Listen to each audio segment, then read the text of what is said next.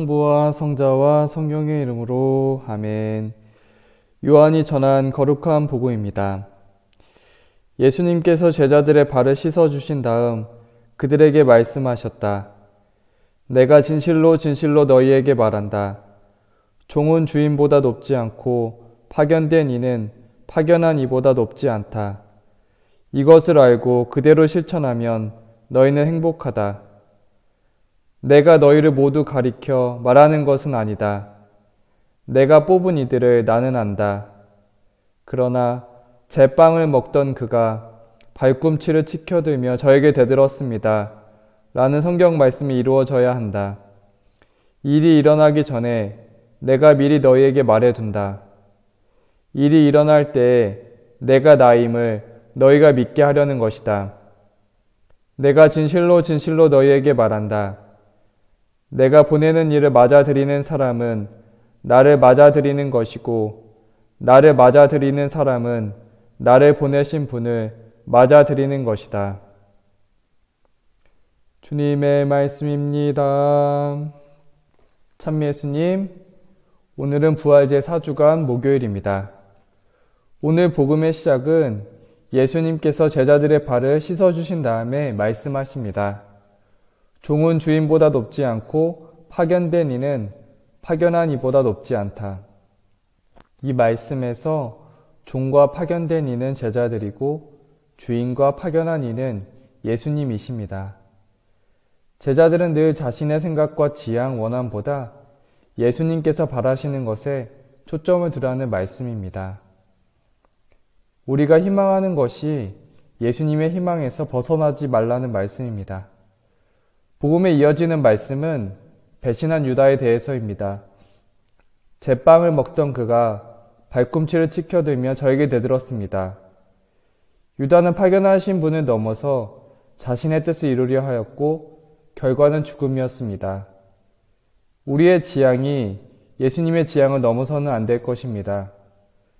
우리 모두는 파견된 이로서 파견하신 분의 뜻을 어떻게 따를 수 있는지 고민해 봅니다. 몇 해 전에 교수 신부님들과 부제반은 사제서품을 받기 전에 이스라엘 성지순례를 하게 되었습니다. 성지순례를 마치면서 은사 신부님께서 당부를 하셨습니다.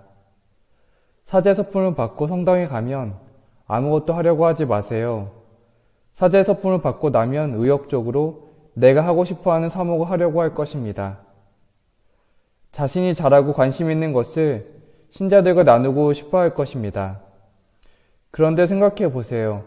내가 하고 싶은 것이 예수님께서 원하시는 거예요?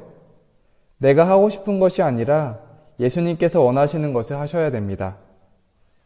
신부님은 강한 어조로 부제반에게 아무것도 하지 말라고 하셨습니다.